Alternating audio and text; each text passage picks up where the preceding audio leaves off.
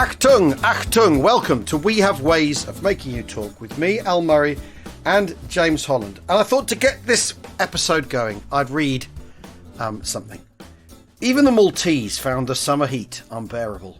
For the fighter pilots waiting to be scrambled, or for the men out in the fields or manning their guns, it was just another affliction and burden to be borne in this Maltese battle. It had rained at the beginning of June, but since then there had been nothing but deep blue skies and the sun that bore down relentlessly day after day after day. With the beginning of August, the Sirocco arrived, blowing the heat and sand of the North African desert over the sea and adding to the discomfort of the island. Now, that is the opening passage of Chapter 17 of Fortress Malta, an island under siege. And I'll let you know, ladies and gentlemen, while reading that, James didn't bat an eyelid. There wasn't even a flicker of recognition on it. I was thinking, who wrote that? That's rather good. It's not a flicker of recognition on his face. And I thought I might just keep going until you recognise what it was, but you didn't. But you didn't. No. Well, it's quite a long time ago I wrote that book, to be fair. You know, it's not like you sort of, you know, you write a book, you publish it, and then you kind of sit back and reread it. Yeah, I mean, very well, or even reread it. Before we get started, that was your first Second World War history book, wasn't it? Yeah, it was, and it was just such an exciting, thrilling project to undertake. I mean, I'd never done anything like it. I just got completely carried away with all the research. I was very lucky to meet some wonderful, wonderful people who, you know, Maltese people, fighter pilots, people who've been on convoys, you know, submariners, women, children, blokes, clerks, gunners, you know, also. I mean, it was just amazing, and everyone was so welcoming. They were so thrilled that I was doing the book. It didn't really take me seriously to start off with because, you know, I was like 30 at the time, and a bit fresh faced. But they were brilliant. Everyone on Malta, you know, all the people that were sort of keeping the torch aflame were lovely as well. People like kind of, you know, Ray Polidano, Fred Galea, John Adjuce, who'd lived through the siege. You know, made some great friends. People like Simon Cousins, who's a great sort of amateur historian on Malta. Some wonderful people. John Mitzi, who ran a thing called Malta at War, and you know, everyone was just lovely. You know, everyone was just so into it, and it was a bit like you know, sort of, we were talking about how enthusiastic everyone was at We Have Ways Fest. It was kind of, it was a bit like that, really, right? Kind of Malta, and I just thought this is just fantastic, you know. And it was all, you know, Malta sort of, you know, Grand Harbour looks the same, and the Upper Barraccas are the same, and you can see Frenchman's Creek where the Illustrious was on the Illustrious Blitz in January 1941. You know, there's still scars. There's still sort of cannons from a Spitfire which crashed into the ground, sort of sticking out of a field in the middle of nowhere, you know, and the spang all over the place. So, you know, it was a brilliant place to write about, and I was just. Was it a good place to start as a historian because it's in a sense it's contained. The island is so small that geographically your story is limbed, isn't it, by the size of the island, its place in history. It's an episode that essentially sort of ends as well, isn't it? And all that sort of thing. Was that a good place to start as a writer, do you think?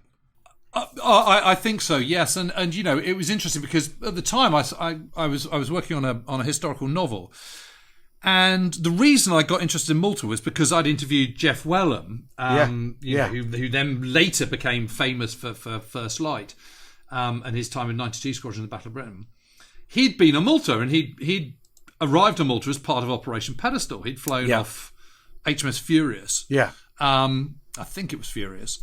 I'm pretty sure it was Furious. Yeah. And gone to Malta. And was telling me all about it, and then, you know, having landed and joining 1435 flight, and then having to kind of do these fighter sweeps over Operation Pedestal as it was getting nearer to Malta. You know, that was literally his introduction to this place, this sort of mad, kind of awful island. You know, which is now this was a lovely holiday destination, but back then was kind of sort of, you know, baked, you know, bleached, full of fleas and mosquitoes and just miserable and horrible, and Malta dog and all the rest of it. And I just thought, gosh, I don't know anything about this at all. So I went off to Motor Books, which was just off the Charing Cross Road, and to look for a book on Malta, and there wasn't one really. I think they had an old second-hand copy of The Capellan of Malta by Nicholas Monstrat, which actually is, you know, unlike The Cruel Sea, is quite a hard work book. It's not brilliant, to be honest. And So I then said to my agent, well, what do you think about me doing a history book on the siege of Malta? And he'd literally just visited and been around the War Museum. So he was kind of, he's sort of slightly receptive. into it. Yeah. But receptive. And it just, it's just one of those things. It just was the right moment. And we had this lovely launch party when it finally came. It's not massively, it's a bit infra-dig to have a launch party these days. Yeah. But we got away with it. It was the first one. And there were still lots of veterans allowed. I had this fantastic, you remember when we went on to HMS Belfast and we had the launch party there on the, on one of the gun decks. And, and I was looking at that, I was reminded of that picture that was taken of us at the launch, me looking like some sort of, I look like a sort of schoolboy twit, really, surrounded by these wonderful old people who are all, people like Tubby Crawford, who'd been second in command on Upholder, and I don't know, Fred Jewett and Michael Montebello had come all the way from Australia, and Freddie Treves, this is been on the Weimaraner and Pedestal, and it was just incredible. Well, this is extraordinary because you're talking about you've been talking in recent weeks about your book about Casino and how what you're going to do is go back to actual contemporary accounts, diaries, letters, reports, because to try and put yourself more into the moment. 20 years ago you wrote Malta. I mean, you didn't have to do that. You could talk to people's widows. You could talk to people's to pilots, to sailors, to soldiers. You could talk to. I mean, that must. And they were so happy that I wanted to talk to them. And how did you find them? How did you find them and select them? But don't worry if you're listening. We will get to the crunch, to the convoy itself. But how did you choose them? Were there regimental associations? What was your? Because especially as you were new to it, you didn't have a method yet, did you? So you hadn't got your sort of MO, had you, Jim? No, I got hold of a guy called. I got tipped off by someone called Frank Rickson, who lived in Tidworth, and he'd been in the West Kents on Malta and had joined up as a boy soldier in the late 1930s. Yeah. He was kind of an orphan. And he was a lovely chap, and he was a member of the George Cross Island Association. So he put me in touch with some sort of key players in that, and they had a little kind of sort of a paper stapled kind of quarterly kind of newsletter that went out. We put a note out and all that kind of stuff, and they were great, and Frank put me in touch with Peter Rothwell, and Peter Rothwell put me in touch with someone else, and then I went out. I started doing research in the War Museum and places like that, and then I got to. Then I went out to Malta, and I saw the kind of the brilliant people at the Malta Aviation Museum, and everyone just sort of gave me more contacts all of the way, and wherever I wanted to go, whether it was gunners, whether it was fighter pilots, whether it was ground crew, whether it was submariners, or whether it was people on Operation Pedestal, there were always veterans. And some of them, I can remember. I remember talking to Freddie Treves like it was yesterday, and I knew all about Freddie Treves because I was a big fan of the Cazalet Chronicles, which were written by Elizabeth Jane Howard, and they did a brilliant TV series on the BBC. Only ran for one series, which was a great tragedy. It was produced by one of the producers, was Joanna Lumley. Right. And I don't know if you've read any of those Cazalet Chronicles, but the Brig is the kind of sort of he's the patriarch of this sort of three-generational family going through war. Yeah. And the Brig in the TV series was played by Freddie Treves. Right. And I got hold of him, and I wrote to him, and he invited me to his house in Wimbledon, and I went down there, and he was just the most wonderful chap. He really was lovely and very happy to talk about his acting career, which was long and he's a very distinguished character actor. Yeah. But he'd been a 17-year-old merchant navy officer cadet on the Weimaraner. It was his first trip out to sea as a kind of newly come out of Pangbourne merchant navy school or whatever it was. And he was on the Weimaraner, which sank in 3 minutes on the 13th of or the 12th or whatever of August. So it's and his memories are very vivid, and he did break down at one point recalling what had happened. But I'm kind of sort of jumping the gun on that story because obviously the reason we're talking about Malta today is because it's the middle of August. It's the 80th anniversary of Operation Pedestal, which is the most heavily escorted convoy of the entire war. And when you think that most convoys going across the Atlantic, 40 ships, 38, 42, whatever it might be, this was kind of sort of this is 14 merchantmen and a tanker, and that's it.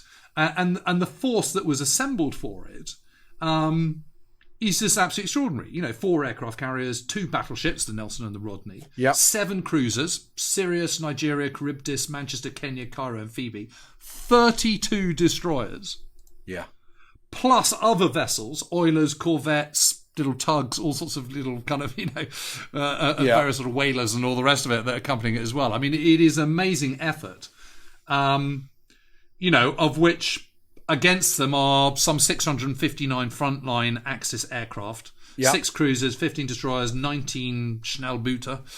We always love E-boats. 16 Italian subs and 3 U-boats. That's a hell of a force against them. When you think that, the entire U-boat effort in the Atlantic in January 1941 is kind of 6 U-boats. That's a hell of a lot. And this is the problem of trying to move stuff down the Mediterranean because it's very narrow. There's lots of land either side of it. So there's, you're always within aircraft range. You don't have that kind of mid-Atlantic kind of, air-free zone that you have until kind of sort of late summer 1942 that the Allies have trying to do convoys across the Atlantic. That doesn't exist at all going across the Mediterranean. You're surrounded by there's nowhere to hide in the Med. There's nowhere to hide. You can't disappear into the vast folds of the Atlantic Ocean. That you're probably never more than 150 kilometres from the coast, are you? Is the thing? I mean, no, and I think you just said, well, why don't you send some more ships in? Well, the reason is that sending a convoy, because of that, because you're never far, you're never really out of kind of aircraft range, of enemy aircraft range, and submarines of various types, and naval forces, and all the rest of it, and these Schnellbooter, which are superbly well suited to the Mediterraneans. I mean, these are boats that can operate at kind of 45 knots, which is it's like super quick. They're absolutely armed to the teeth. I mean, the waters of the Mediterranean are perfect for those kind of vessels, and they are super lean. If they can get on a target, you are toast because they can rake you with cannon fire. They can rake you with bigger guns, and they can bugger off torpedoes at you, and then disappear off into the night. I mean, you think the fastest a U-boat can go is like 14 knots. These things are going at kind of 40, 45. I mean, they are super. Think of your meanest badass speedboat kind of cruising around. When you've been, I don't know if you've ever been to Malta and you've seen these playboys kind of rushing around the island. Think that, and then think of the kind of armed to the teeth. That's what you've got rained against you. So it's a horror story, and they have this. So mounting an operation like this is, first of all, you've got to get your ships together, your merchant vessels. And these merchant vessels have to be fast merchant vessels.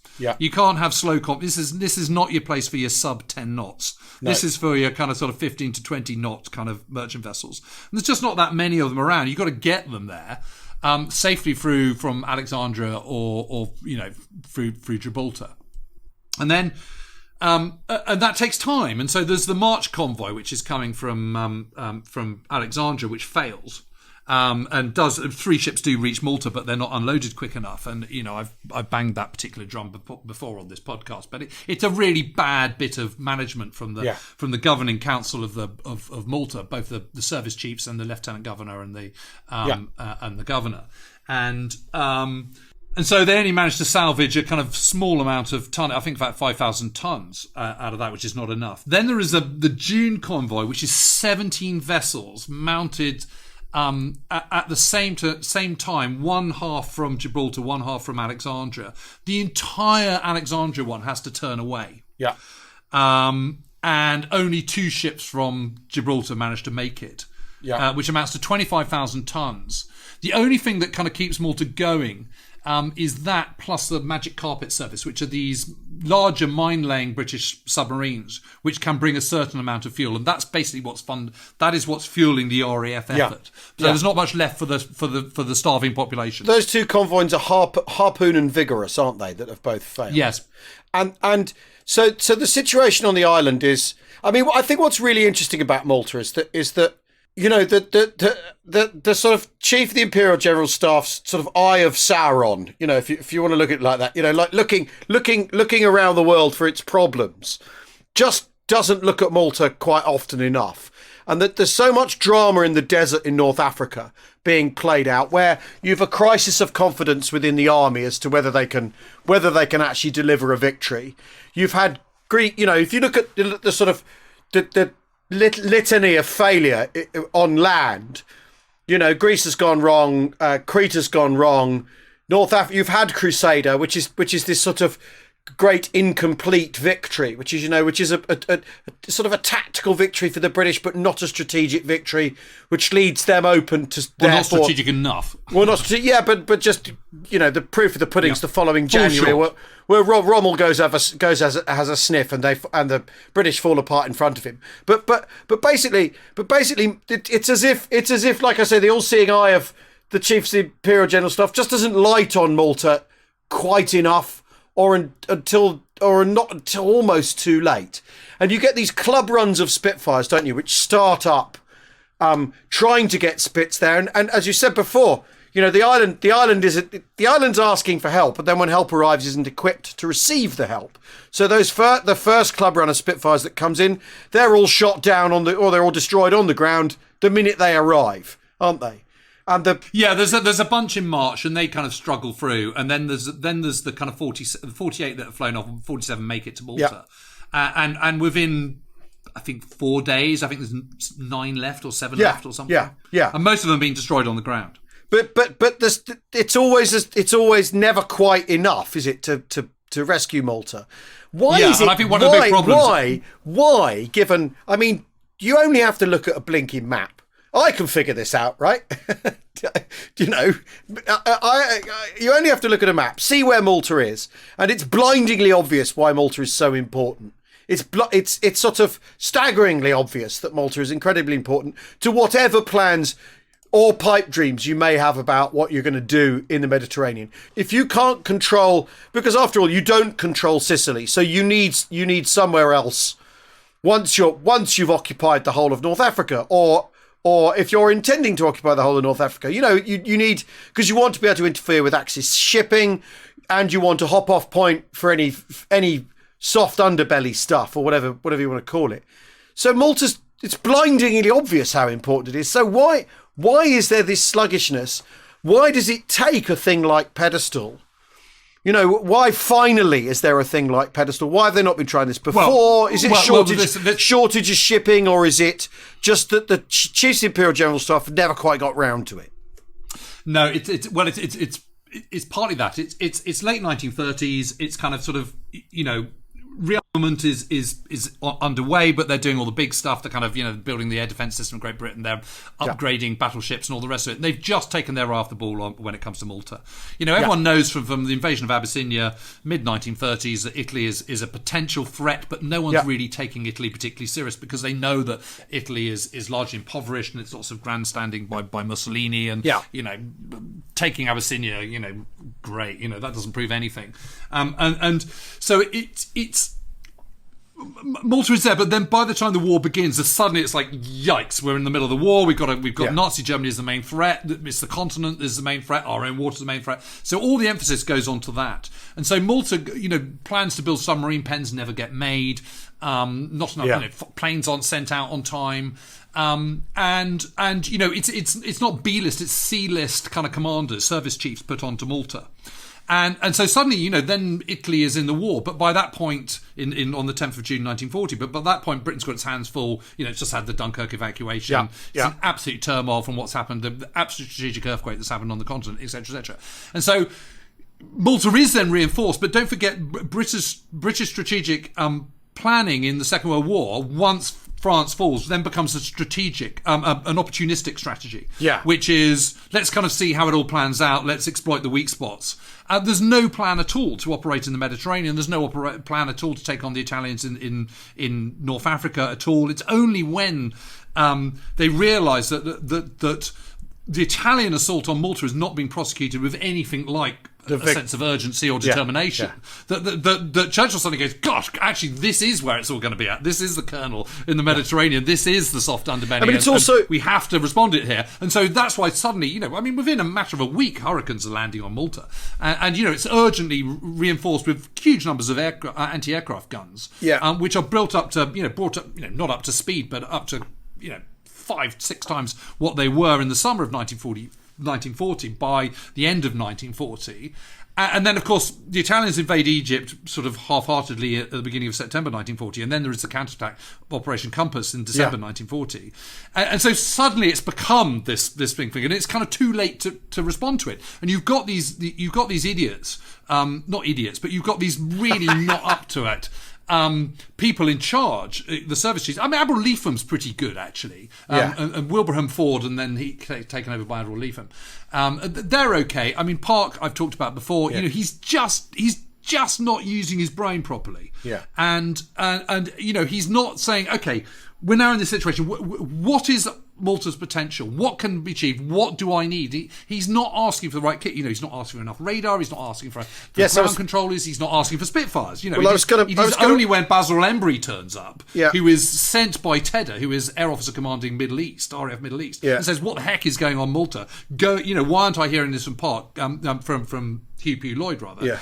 He sends Embry over. Embry goes within 5 minutes of walking around to Carl Luca, just says what you need is a first-class ground controller, you need more radar, and you need Spitfires. Really easy. And so that's in February 1942. But by that point, the kind of Malta Blitz is already happening. You know, Kesselring is trying to kind of blow them out of the water.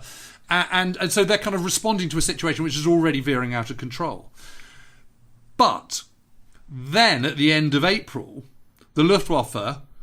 Rommel wins the strategic argument about what is the next big thing. Is it subduing Malta?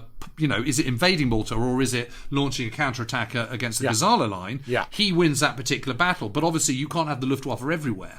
You know, there's not. You know, they're already kind of stretched beyond breaking point, and so most of the Luftwaffe in Sicily, then not all of them, but most of them, majority of them, then move to North Africa, which then gives Malta a bit of relief. And at that point, it's kind of breathing point time, and everyone suddenly realises that actually Malta has got away with it. You know, we've got it. The Blitz has kind of is the worst of the Blitz is over. Malta is still standing, and yikes! What a strategic what a strategically important island it is. We need to up our game. So Dobby, the governor, gets sacked. He's replaced by Field Marshal Lord Gort, which is just a great bit of that's a genius thing, because Gort is a VC winner. He's Lord Gort. He's tarnished by Dunkirk and by the BEF in France, of course, but he's still right up there. I mean, he's his top grade commander, and this is perfect for him because no one's going to take any crap from Gort, and he's going to completely grip the situation. And you can say what you like about him, but he's completely fearless, and he's absolutely not afraid of making difficult decisions. And then they need to get rid of Hugh P. Lloyd, which they do in quick order. And actually, the air battle that happens between Park taking over he arrives by flying boat on the 14th of July 1942, and Hugh Lloyd is scuttled off. Within 2 weeks, he's totally transformed the air system. He's shaken it down and fixed it. Oh well. He spends the first kind of week out there observing. And then on the 25th of July, he issues his forward interception plan. And his forward interception plan is basically a big wing. But the idea is to destroy or hit the enemy before they reach Malta. Don't let a bomber get to Malta. So he sends up 3 squadrons at a time, which he can now do. Because it basically in June and July, they're losing about 16, 17 Spitfires a week. But they're not losing anything like as many pilots as they were, because they massively upped the game on air-sea rescue. Yeah. So they're not, and they think they get something like, I think there's 59 Spitfires arrive in June, another 59 arrive in July. So these are decent numbers, which means you've got multiple Spitfire squadrons on the ground. The great thing about the Spitfire, as we know, is that it can climb fast. It can climb to 25,000 feet in kind of 15 minutes, which is ample time to intercept enemy aircraft from Sicily before they reach it. Because that's the key to the whole thing. Aircraft coming from Sicily, it's 100 kilometres away, 60 miles away, isn't it? So at the southeast at the nearest point.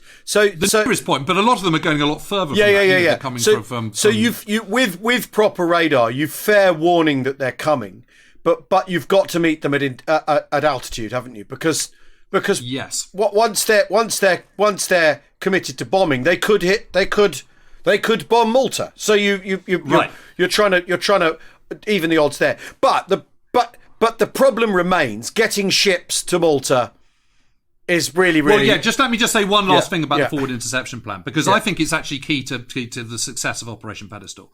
So the idea behind it is that what you do is you send one squadron goes up as high as possible, gets behind the sun and intercepts the high escort. Yeah. The second squadron goes up and intercepts the close escort, and if they haven't got them, just attacks the bombers. Yeah. And the third squadron goes in and manoeuvres and attacks the bombers head on.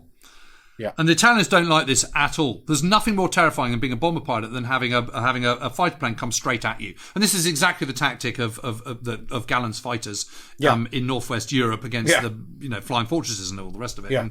Of the 8th Air Force and the daylight bombers. So they do that, and it's incredibly effective. Yeah. And by the end of July, daylight bombing is over. It's gone. And Stukas have been completely withdrawn. Yeah. They're both needed elsewhere in the battle in North Africa, but also they've just been defeated by this improved air defence system around Malta, but also the tactics, the very aggressive tactics that Park says. And what happens is the fighter planes then come over higher and higher and higher. So Park then says to his fighters, I don't want any fighter to go above 20,000 feet. Right. On the one hand, you might think, well, that's a massive disadvantage. But what he's saying is if you want to... The only way you're going to be effective is you come down to our height. And if you come, and what you have got is you've got a big sky full of blue and a great big sun. So the fighter pilots, as long as you make sure that you know when your fighter pilots are diving down on you, can manoeuvre around so that you can get behind the sun. And obviously at 20,000 feet, Spitfires are incredibly manoeuvrable. Yeah. And so you're using their advantage of their manoeuvrability against the enemy. And so it completely works. Obviously, the fighter pilots don't like it very much because it makes them feel vulnerable. But it's entirely successful. And that is really key to the kind of planning of Pedestal. This change in the fortunes of the Allied air and it's transformed, obviously, partly by greater numbers of radar and a better defence system, greater numbers of Spitfires, but it's also vastly improved tactics. And that bit is down to Keith Park. We need to take a quick break. We'll be back in a second.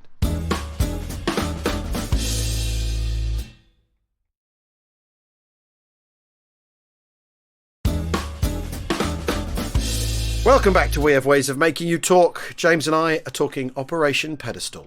For when Pedestal gets to Malta, after all, we're talking an 800-mile trip from Gibraltar, and a great deal of the action. You know, where's Eagle's lost sort of 2 days out of Malta, isn't it? So yes. So Operation Pedestal was given the green light mid-June. So even before the Alexandria convoy has been called off. Yeah. In like a couple of days later, and then it's proper planning of it begins in the middle of July. Yeah. And everyone realises why this is so important because of what's going on in North Africa. Yeah. You need to get Malta operating back as an offensive base and PDQ. Yeah. And there is also this sort of residual worry that the Maltese might kind of flip and go, actually, we're going to back we'll back the Italians instead or something, or the Axis forces. So there's a whole, and Malta is starving. There's no question about that. But the main thing that in itself is very, very interesting because the British assessment of populations tends to be that either they're completely 100% with us, or they're about to flip. What do we do? It's either complacent or paranoid. We were talking about Greece the other day. Oh, the Greeks will come over to us. They're with the British. Of course they'll be on side. With the Maltese, it's this paranoid worry that they might flip and that they might lose control of the population. So interesting sort of dichotomy in the British view of how people are going to react to them. Well, there's also this Maltese-born Italian spy has swept up on the off the Dingley Cliffs, and his whole mission has gone completely wrong. Yeah, and he's captured and arrested and subsequently hanged in November 1942. But that's just sort of reinforcing this sort of, I wouldn't say it's paranoia, but it's sort of, nibbling in the background, this sort of, this concern as well. There's a whole load of things going on. But the reason we don't want Malta to, the Allied British don't want Malta to fall is because it's such an obvious offensive base. And it would be a complete pain in the arse to retake. I mean, total. Yeah. Arguably impossible. And the fortunes of North Africa are obviously completely linked, and everyone gets that by this point. Yeah. So a strong Malta, strong performance in North Africa. Malta lost. it's not exactly game over, but it's making your job in North Africa considerably harder. So there's a huge reason for there is a sort of certain advantage in that the Arctic convoys aren't really happening at this time of year because there's 24 sunshine up in the Arctic, which makes it very difficult. Yeah. So there's some merchant ships around, and the big thing is the problem of a tanker. So all the merchant vessels, they managed to get 14 merchant vessels, and all fast ones that can operate at kind of 14 knots plus, and all of them are going to have the same cargoes: a bit of fuel, a bit of ammunition, a bit of a bit of this, a bit of that. Yeah. But they also really need aviation fuel and fuel above everything else, and they need a tanker. And the US Maritime Commission has very decently given the British 2 tankers from the Texaco Oil Company. One is the Kentucky, which is sunk during the June convoys. The second one is the Ohio. So the Ohio is the lone tanker. Although all the ships have got fuel on, that's not going to cut it. They need a bit more than that. They need a whole tanker's worth. Yeah. I mean, it's interesting, isn't it? Because this very much falls into 1942 is the sort of it's uphill for the first half, downhill for the second, essentially for the Allies, isn't it? And this is the last bit of uphill, and yes, isn't it? And the Allies are often, they have the other day, someone. I can't remember who it was, but someone posted, Al Murray's got a book about generals coming out. Yes, but the war was won by massive infrastructure and 600,000 people worked on the Los Alamos project. Yes, fine, but there is a point in the war where that critical mass of industrial effort has not kicked in yet, and there's only one oil tanker available to the British and also you've still got to get people to bloody fight. And very often, and you need decent commanders, as Malta demonstrates absolutely with Belton. Exactly, but it's just really interesting that because there is not yet the period of massive. But also, that's such an absurd argument. I mean, you're not even remotely suggesting that the war isn't won by the many. No. This is just a book about commanders. Yeah, no, but my point is that we're not yet, but we're also not yet at the Allied stage of feast in terms of. You're still halfway. This is 1942. You're coming out of the famine. This is before the line in the ground. This is, Alexander has reached Cairo on something like the 4th of August. So, literally just as Pedestal is being assembled, and he's wandering around Cairo seeing the low morale. And at this point, he's going, no more retreats. This is the moment. August 1942 is this vitally important month in Allied fortunes. It's the one where the war turns in the Mediterranean completely on its head in August 1942, and Pedestal is absolutely key to that. So the whole convoy, there's massive ships. There's Force X, there's Force Z, assembled this huge force of naval, of these aircraft carriers and battleships and 7 cruisers and 32 destroyers, etc. Plus this tiny little 15 strong convoy, and they're assembling. They're crossing the Straits of Gibraltar on the 9th of 9th, 10th of August, moving through into the Mediterranean. Yeah, and Eagle is hit depending on what your timing scheme is, sort of 11:15 or 1:15 p.m. Yeah, and sinks in 8 minutes. And the Eagle is an aircraft carrier. It's a really big ship. It's got lots of Spitfires on it. Yeah. And it hasn't got Spitfires on it. It's got other ships on it, other planes on it. Yeah. And everyone can see it tilting. But I remember talking to Art Roscoe, who is from Hollywood. He's an American. Yeah. Yeah. He went through the Clayton Knight Committee, joined the RCAF, ended up at 71 Squadron, Eagle Squadron, and then had a slight stigmata in his eye. Knew he wasn't going to get accepted by the US Air Force, so thought, sorry, I'm going to stay with the RAF, which is why he's still the RAF, gets posted out to Malta. He's on the HMS Furious, seeing it, and you can see this, pictures of sees Eagle. The torpedoes. Incredibly dramatic. It's literally at 45 degrees. Yeah, yeah, and he sees the torpedoes go into it, doesn't he, and thinks. Yeah, it's absolutely amazing. And so Eagle's just gone down with 163 men, just like that. And it's a kind of everyone looks at that and just goes, holy moly, we are in for it. Yeah, we are in for it. And so it happens. And they're then attacked later that night, and there's lots of near misses, and near misses cause problems, as we were learning the other day when we were talking to Andy Saunders. Lots of damage from blast and stuff. Yeah. But they forge on. But by the following day, they're kind of they're kind of south of Sardinia, north of Tunisia, and they're really, really within range of Axis ships, of Axis aircraft. Yeah. And they start to get... The 12th of August is just a horror story. It's just like one attack after another. So it's the Deucalion is the first to be hit, straddled by 4 bombs from Junkers 88s coming in at kind of 1 o'clock. One of the destroyers that comes to its rescue is the Bramham. And helps pick up survivors, and they manage to get the ship going again, even though it's got this sort of huge, great hole in it. Yeah, because they're obviously all done on bulkheads. Yeah. So each bit is kind of in sections, and as long as you can isolate one bit, you should be all right. Your engines don't get hit. You can sort of keep going on. If you might have a hole in your side, but that doesn't mean you're going to sink.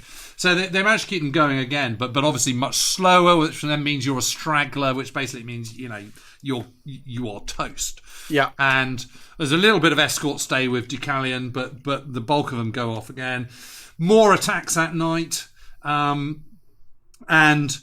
7:45, another bevy of Ju-88s come across. Then it's at 9 o'clock when the Heinkel 111s come over, and they come in low, cut their engines, come from out of the setting sun, and hit Deucalion, and that's it. Deucalion kind of gets hit, and its fuel gets hit and explodes, and that's the end of Deucalion. Jim, what's the balance of Axis forces opposing the Pedestal convoy? Is it more Italian than it's aircraft from the Italian Air Force, the Italian Navy, and no, it's because is it mainly Luftwaffe? So lots of it's most of the bombers are Luftwaffe, and they've been brought in because of German intelligence has picked up what's happening. Yeah. So and so they're already there. Don't forget they're hustled up to Tunisia and up to Sicily. Don't forget it's only a flight away from kind of Libya. Yeah. Yeah. So you can on Tuesday you hear about it. On Wednesday you can be good to go. Yeah. It's not a big drama, but obviously if you're supporting a great big major operation like Rommel's counterattack, attack at Gazala, then obviously you need them all in place. Yeah. Just behind, and your fighter planes behind you. We're not talking fighter planes here. We're talking bombers. We're talking Heinkels, Junkers, Stukas. And Stukas. That's what we're talking about. So they basically put their tactical bombing effort to sea in effect, right? And exactly. and when are they spotted? When's Pedestal spotted? Is it spotted as it goes through the Straits of Gibraltar?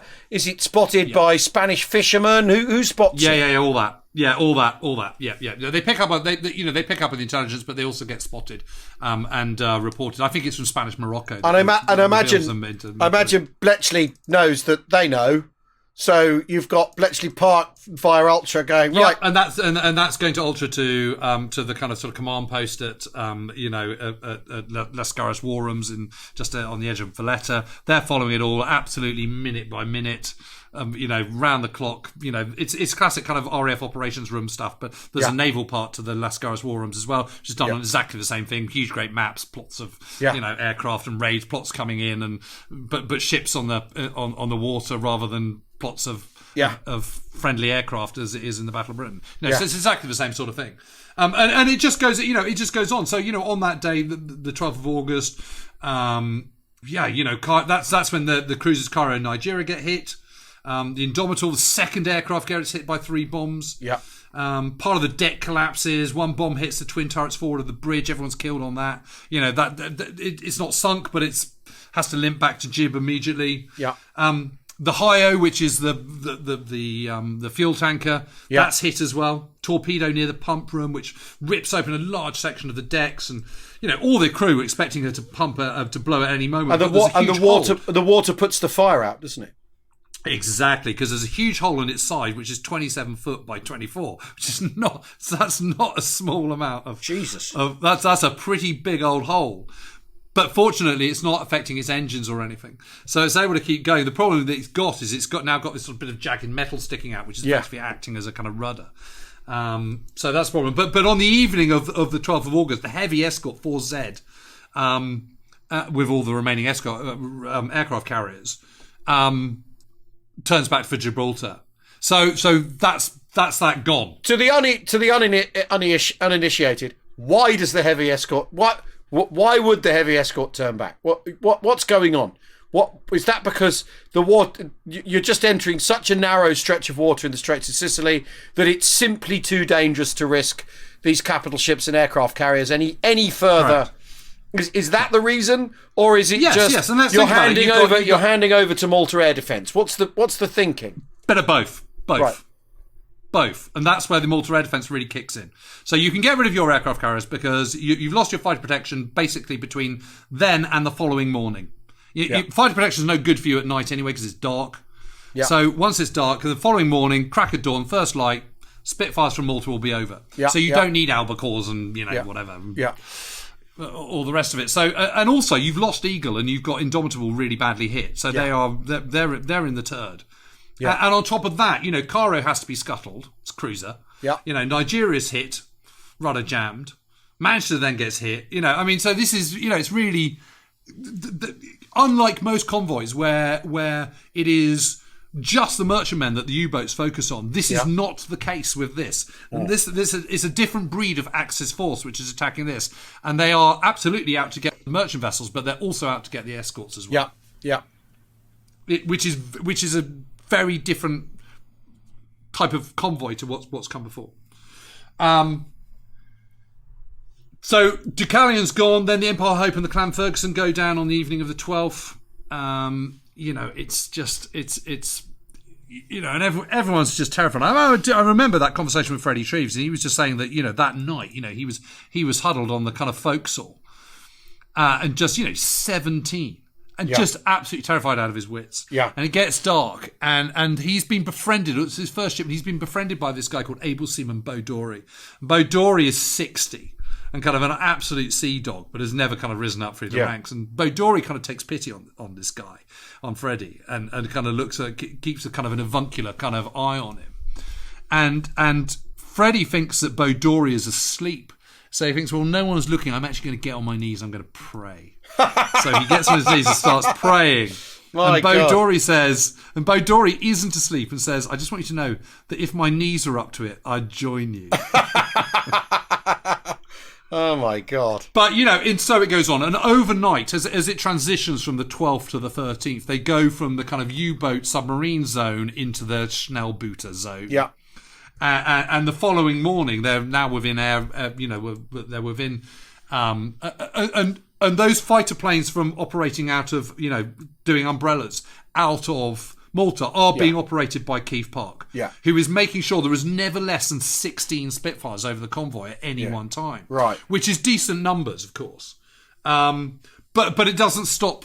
More being kit because the Schnellbooter are just the most lethal of all weapons, really. Yeah. Yeah. And 3 more MVs are sunk by S boats overnight in the dark. Yeah. The Wairangi, the Almira Likes, and the Santa Elisa. Yeah. The Gelenorchy has gone down as well. Everyone suffered damage. And I remember talking to Lieutenant Ted Fawcett, who was on HMS Bramham, and he was being lowered down into whalers like kind of 4 times a day to go and pick up merchant seamen and stuff. I mean, just absolutely incredible. And and then later that night, Brisbane Star is hit on the 12th. Yeah. At about 9 p.m. and it's reduced its ability to go at kind of 14 knots. So the Captain Riley, decides I'm going to split from the rest of it. I'm going to be a lone shark and I'm going to hug the North African coast, and gets called into port on a radio by the French authorities in northern Tunisia. Mm-hmm. It's still fishy French at this point, and ignores them. And then a French boat comes out and talks to him, and he managed to blag his way through. Wow. And gets let off. I mean, basically, the French don't really care. Yeah. So, so he's let off. So he's on his own. But later on that day, the Weimaraner is hit, and that sinks in 3 minutes. Yeah. And Freddie Treves has had this dream the night before, where he's had this premonition about it happening. And the logical way and it's listing in literally, half a minute. And the logical way is to kind of, is to jump the lowest side to the water, but he does the opposite. He goes from I think the starboard side, which is because it's listing to port, and jumps free. And Beau Dorey goes with him, and he manages to sort of swim away. And he looks back and sees Beau Dorey, who can't swim, clinging to this debris. Yeah. But being sucked back to flames on the water. Yeah, and Beau Dorey can't do anything about it. Yeah, and he's beyond Freddie Treves' reach, And Freddie can't do it, and he sees his friend kind of screaming and getting engulfed by the flames and basically being burnt to death. And that's when he broke down on me. But he did manage to help another person who couldn't swim, a chap called John Jackson, and he managed to save him and get him out. So he got some incredible medal for that. God. Some merchant Navy kind of medal for that. But the problem is that Ohio just keeps being hit, and its engines are dead on the 13th.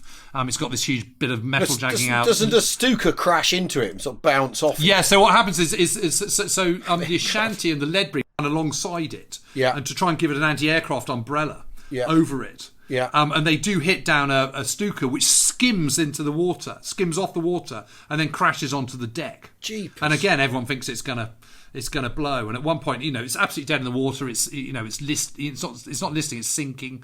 And they just think it's absolutely gone. So they abandon ship, and then they suddenly realise it's, an hour later, as they're trying to organise themselves, it's still afloat. Yeah. So they go, actually, well, let's get back on it again. And they switch on the radio. And lots of people hear the Chattanooga Choo Choo being played out from the bridge over the loudspeakers, and it just calms everyone down. God. And they managed to kind of get two of the destroyers. Yes, what is it? It's the Bramham and the Ledbury. And is it the Pen? I think, and they get the Ledbury and the Pen. No, I think it's the Bramham and the Pen either side of it, and the Ledbury in front of it, and they straddle it and lead it and tow it in, and the Brisbane. So the first two get in on the evening of the 13th. So at 6:25 p.m, the Rochester Castle reaches Grand Harbour, and then the Port Chalmers and the Melbourne Star, and the Brisbane Star gets in the following day. So only 4 out of the 14 have actually made it in. The other 10 have been sunk. And the Ohio, they managed to get it in, but of course by that point it's within escort, and there's no one else to look after at that point. Yeah. So they can focus all their energies on protecting the Ohio. So throughout the 14th, it is inching in at walking pace, doing the kind of last 60 miles. Yeah.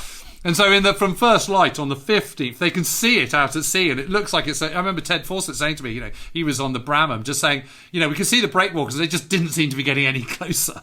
Just like going on forever and ever and ever. And then about 7:30 in the morning, they finally get past the breakwaters, and they're in, and all tens of thousands of Maltese are on the lower Barrackers and the upper Barrackers and on the three cities, the bastions of the three cities, cheering and waving, because everyone knows how important it is. So it's 4 ships that manage to get in, plus the Ohio. And that saves Malta. I mean, it absolutely saves Malta. Yeah. And it means there's food can start to be distributed, fuel can be distributed, which means, bakeries and things can start to run again. Yeah. But most importantly, as an offensive base, it means that Malta can get back up and running in very, very quick order, and those six fuel tankers which Rommel so desperately needs before he launches the Battle of Alam Halfa at the very end of August. All of them are sunk, all sunk from kind of Malta-based operations. So you can see why it's so important. Of course, it lands on the feast day of Santa Maria, which is the most important feast day of all. Yeah. So it's this miracle that's happened, and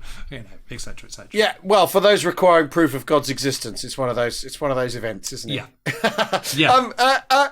I mean, the thing is, though, it's such a strange episode because the Italians and the Germans tactically are incredibly effective. They completely do in this convoy. They're unlucky in that the Ohio manages to make it to Malta. The Axis forces. I mean, you could argue the could have gone either way. Well, it could have gone either way. And so you could argue this is tactically a victory for the Germans and the Italians, isn't it? It's a tactical victory for the Axis. You could argue you've got 14, because 2/3 of it's been sunk. Exactly, 14 transports. There's an aircraft, 10 of which are at the bottom of the ocean. An aircraft carrier has been sunk. All sorts of destroyers and capital ships have been smashed up. Aircraft shot down. Yes, I keep saying 15. It's 14 in all, isn't it? Yeah. That's right. Yeah. So tactically, it's a tactical victory for the Axis, but a strategic victory for the Allies. And you've got this very peculiar, the people who apparently lose win, and the people who apparently win lose. And the Germans come away from this thinking, well, that went pretty well, really. We smashed them up. Yeah, okay. The couple of ships got through, but they were probably bound for Alexandria anyway, those transports. So, well done, everybody. And they're high-fiving themselves at a successful result. in Malta it's sort of regarded as a sort of transformative moment of deliverance by the Maltese, as much as it's the beginning else. of the end of the siege. I mean, It's the beginning. Exactly. It's such a, but it's so peculiar because, and that it's not better known in the history of the war. It's that it's not like a Dunkirk, Arnhem, D-Day level event.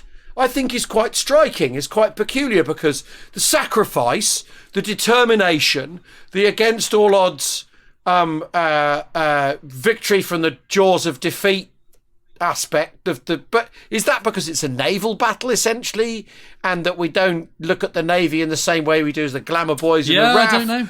I don't know, and it's Mediterranean and Mediterranean sideshow and all that kind of, that line of argument. I don't know. I mean, obviously I came to it very early on in my but I think but in terms of human drama, in terms of kind of Hollywood script, it's kind of hard to beat. I mean, it's an amazing story, and the kind of icing on the cake is the fact that the Hio limps through, the Saviour limps through on Santa Maria feast day. This such an important feast day for the Maltese. I mean, it's just extraordinary. And what an amazing effort, and it really does turn Allied fortunes around in the Mediterranean. There's absolutely no question about it. Well, and it's sort of from then on, really, you're back. You're kind of back on track. Anyway, well, we hope you've enjoyed listening to this. And we got part 2 tomorrow with Professor Timmy Gambine. Yep, who is a marine archaeologist, the Jacques Cousteau of Malta, I think he's been described as.